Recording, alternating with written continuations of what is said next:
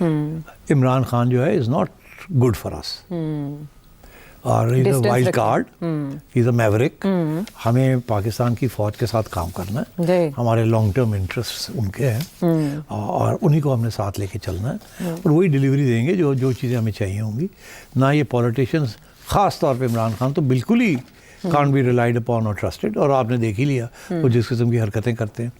तो इसलिए ट्रंप को समझाया जाएगा कि आप उस हद तक ही जाएं जिस हद तक आपने डोनेशंस लिए हैं फ्रॉम द पीटीआई गार्डन। वो की कहते ने हजम की कहते ने ओ के ओ क्या कहते हैं उसको, हलाल, ठीक है, मगर तो इससे ज़्यादा ही will not do it. So मेरा नहीं ख्याल कि Trump is the trump card. अच्छा, देन वो तो वो ट्रंप कार्ड नहीं है, कार्ड है but is not a trump card. मतलब Trump is not a trump card, okay, Trump नहीं है वो। ओके, तुरुप का पता नहीं, तुरुप का पता नहीं। तो फिर क्या हो सकता है? क्या हो सकता है?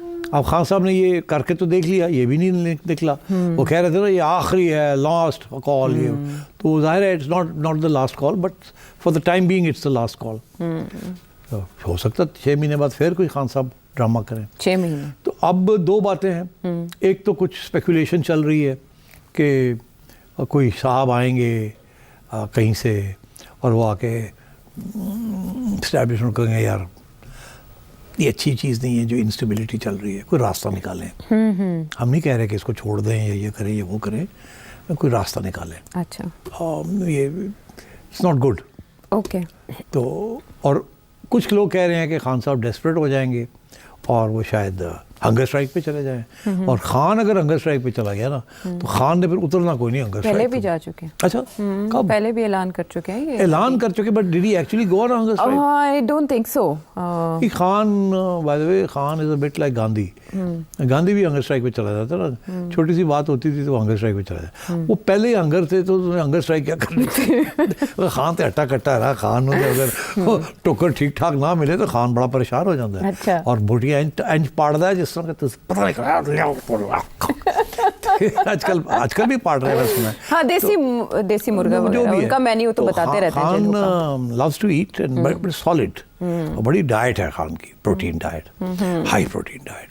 मतलब रोटी शोटी नहीं खाता वो। अच्छा, गोश्त खाते हैं। गोश्त खाता है, टाइगर इज अ लायन। अच्छा, तो अब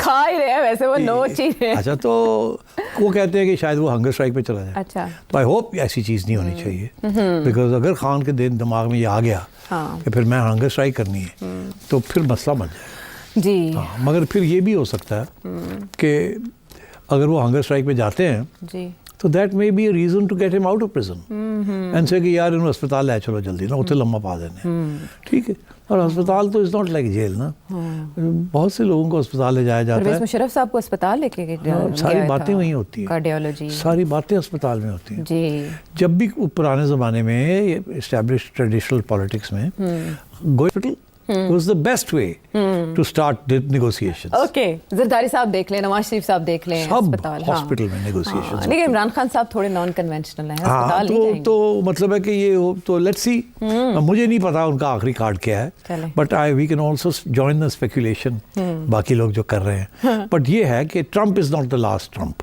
okay, it's not the Trump card. चले हम अपने व्यूअर्स से पूछ लेते हैं जो आपको देख रहे हैं, उनके ख्याल में ट्रम्प कार्ड क्या हो सकता है। आप अपने सवाल इस नंबर पर भेज सकते हैं, हमें अगले प्रोग्राम तक के लिए इजाजत दें। In to make something out of it and doing various things. Okay. तो अब so I just want to tell you, Noon league को कोई खतरा नहीं है किसी किस्म का। बिलावल साहब प्राइम मिनिस्टर नहीं बन रहे, ठीक। वाडा साहब थोड़ी दिन ये गरजेंगे, उसके बाद फिर चुप हो जाएंगे। जब नून लीग थोड़ी टाइट होकर काम करना कर देगी, फिर वाडा साहब अपना फोकस एक दफ़ा फिर इमरान खान की तरफ ले जाएंगे। ठीक है। और एंड सो ऑन। तो मगर वाडा साहब इज़ दी वो कहते हैं ना द वेदर कॉक। हाँ। वो होते हैं ना जो कि मौसम का हाल बताते हैं। हाँ, मौसम का हाल बताने वाले। तो इसलिए मैं समझता हूँ कि वाडा साहब की बात कंपल्सरी होनी चाहिए सुनना। वाडा साहब की बातों से अगर आपने उनको लिटरली ले लिया कि जो कह रहे हैं ये 100% ऐसे ही है, तो यू आर इन ट्रबल। और अगर आपने इग्नोर कर दिया तो यू आर इन ट्रबल। ठीक है, आपने वो सुनना है, आपने सुनना है और सोचना है कि इसमें से कितनी डिलिबरेटली किया जा रहा है और कितनी हकीकत है और कितनी अफसाना है, ये ले जाना कहाँ चाह रहे हैं। तो मगर वाडा साहब is a very important player. ठीक है, एंड वेदरकॉक गूगली कराते हैं। एंड वाडा साहब इज़ जबरदस्त एक्टर। एंड वो जो ड्रामा करते हैं ना, अनदर हैंडसम मैन। हाँ, ये इस मुल्क में हैंडसम मैन बहुत ज़्यादा है। अच्छा, वाडा साहब भी कोई बोटॉक्स नहीं कराते? नहीं कराते। आजकल वैसे तलाकों की बातें कर रहे हैं, जब वो तलाकों की बातें करते हैं तो लोग परेशान हो जाते हैं, होस्ट तक परेशान हो जाते हैं। बिकॉज़ वाडा साहब तो बड़ा colourful character. No doubt, no doubt, रंगीन है वो, रंगीन हो जाती है स्क्रीन। शेख रशीद साहब के बाद नहीं, शेख साहब तो बेचारे तो उन्होंने फारेगी करते नहीं, बेचारे नहीं यार, ये तो बेचारे कोई नहीं, अब पता क्यों बेचारे हैं? सारी उम्र उन्होंने एस्टैब्लिशमेंट की खिदमत की, सारी उम्र। खुद कहते हैं कि जी मैं तो यूब खान के ज़माने तो ਇਹਨਾਂ ਦੇ ਨਾਲ ਹਾਂ, एस्टैब्लिशमेंट ਦੇ ਨਾਲ ਹਾਂ, ठीक। और फिर ये हालात आई कि एक ज़माने अब आके तो वो इररेलेवेंट ही हो गए। इररेलेवेंट हो गए बिकॉज उन्होंने सियासी तौर पे गलत फैसला किया। जब उनको समझ आ गई थी कि एस्टैब्लिशमेंट और इमरान के ख़िलाफ़ दरमियान प्रॉब्लम हो गए हैं, तो शेख साहब को भी चाहिए ज़रा थोड़ा सा ज़रा। शेख साहब ने क्या नहीं, ए गल्ला एवं ने खान जड़ा सही जा रहा है।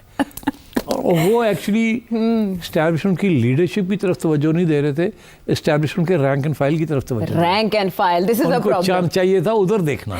इधर भटक गए बहुत से और लोग भी, परवेज़ इलाही साहब भटक गए, शामिल कुरैशी साहब भटक गए। दिन सॉलिटरी कन्फाइनमेंट में करके आए हैं, तो वो अब नहीं भूलते, कहते हैं मैं तो नहीं भूलांगा। मगर देखना कितनी जल्दी भूल जाएंगे ये, फिर इनको सबक सिखाना पड़ेगा। वो मजबूर है ना। अब आप सुना जाके इमरान खान को जफियाँ शफियाँ पाई, गले मिले हैं, बोसा लिया इमरान खान बस साहब ने। चलो लिख दो और बोसे लैंड, तो फिर वापस चिल्ला। शेख रशीद साहब के लिए अलर्ट है सेठी साहब का। बहरहाल हुकूमत सेफ हैंड्स में तो नहीं है, लेकिन ख़तरा भी नहीं है, और साहब की बातों को किस हद तक सीरियस लेना चाहिए आपने जाना। अगर कहीं से धचका इस हुकूमत को लग सकता है या पीपल्स पार्टी के लिए भी कोई शिकायत आ सकती है, तो वो मौलाना की तरफ से आ सकती है। सेठी साहब ने जैसे कि इशारा किया, मौलाना को क्या शिकायतें हैं, किस बात पर? ब्रेक के बाद।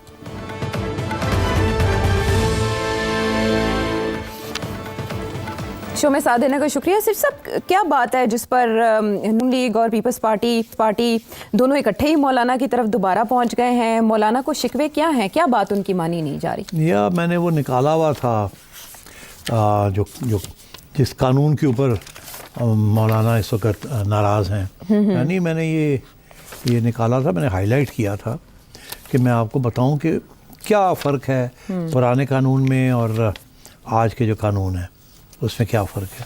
ये है, तो उसके अंदर कानून ये था कि मैं पढ़ के सुनाता हूँ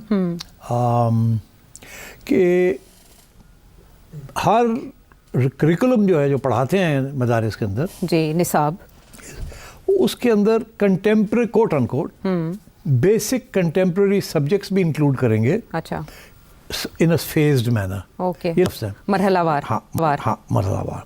Every dini madaris madrasa shall subject include basic contemporary subjects in their curriculum according to a phase program. ये बड़ा इम्पोर्टेंट था। ये नई चीज़ आई थी। अच्छा, उससे पहले तो यही था कि आप कुरानिक स्टडीज़ करेंगे। अच्छा, मगर उन्होंने ऐड कर दिया कि सोसाइटीज़ आप एजुकेशन मिनिस्ट्री के अंदर करके, ठीक है, और ये कहा कि अब तालीम और किस्म की तालीम भी, जनरल तालीम, basic education, apart from the religious education, आप कंटेम्प्रेरी सब्जेक्ट्स, अब कंटेम्प्रेरी सब्जेक्ट्स तो बहुत से ज़माने के लिहाज से हाँ जो चल रहे हैं।